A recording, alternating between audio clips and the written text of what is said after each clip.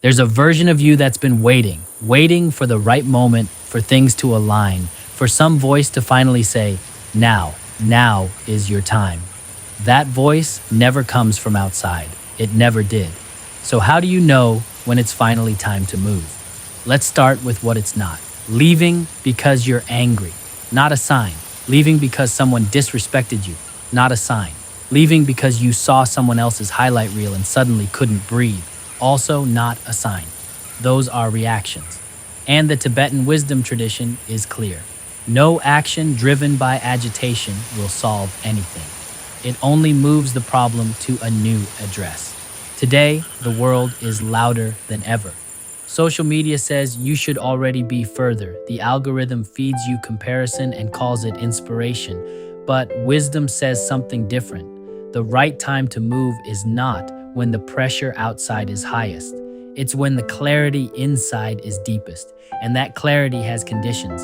An ancient Tibetan teaching says the mind is like the sky, open, clear, vast by nature. But clouds gather, emotions, habits, patterns, and what we call problems are clouds we've mistaken for the sky itself. You cannot force clouds away. You can only create conditions for them to move. The teachers called this lung, the internal wind. Transformation is not a decision, it is a ripening, like fruit on a high-altitude tree. It doesn't fall before it's ready. The cold nights, the thin air, the slow sun, none of it is punishment. All of it is preparation. Akar grew up on the grasslands of Tibet. His father tended yaks before sunrise. His mother worked by firelight. Life was simple. His father used to say, "The yak does not ask when the grass will come. The yak moves with the season." When Akar was still young, the family moved to a small town on the plateau's edge. They started small. Yogurt, butter, sold at a market on a wooden table every morning. What made them different? Three things. Responsibility.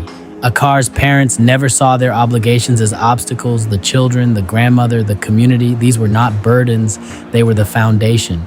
Akar's children grew up watching their parents speak honestly with suppliers, handle money carefully, treat customers like family. The values transferred. The wealth followed the values, not the other way around. They didn't just want to leave, they knew what they were building. Tibetan dairy made the old way. From yaks, they understood better than anyone. The Tibetan teachers called this a lung with direction, a wind with a clear path. Without it, even ambition becomes noise. When the uncle who knew pricing talked to the cousin who understood distribution, when the grandmother's recipe became the product line, that wasn't luck. That was a family aligned. Every morning before the market opened, Akar's father sat quietly, not planning, not scrolling, just breathing, watching his own thoughts the way you watch clouds cross a mountain. His father had learned this from his father, who learned it from a Tibetan Buddhism master. The mind, left unexamined, will always pull you back into old patterns. Anger dresses itself as justice. Fear disguises itself as practicality. If you don't learn to watch those things inside yourself, you will make every major decision from inside one of them. We live in a time when silence feels like a threat. Every pause gets filled. A video, a notification, a scroll. Akar grew up where the only sound for miles was wind and the breath of animals.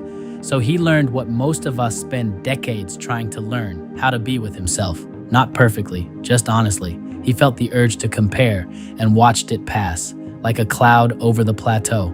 The Tibetan teaching calls this recognizing the nature of mind, not becoming your thoughts, not fighting them, just watching. The angry thought is not you. The fearful thought is not you. You're too late, you missed it. Not you either, that is weather. You are the sky. And when you can sit with yourself long enough to tell the difference between noise and signal, between reaction and direction, the right move becomes clear, not loud, not dramatic, just clear. Akar's business became something the whole region knew.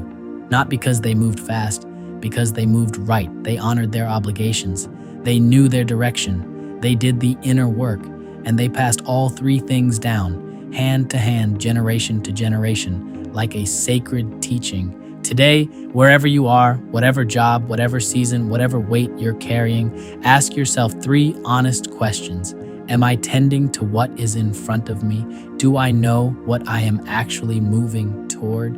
Have I sat quietly enough with myself to hear the difference between fear and wisdom? When those answers become honest, the door will open, not because the world changed, because you did.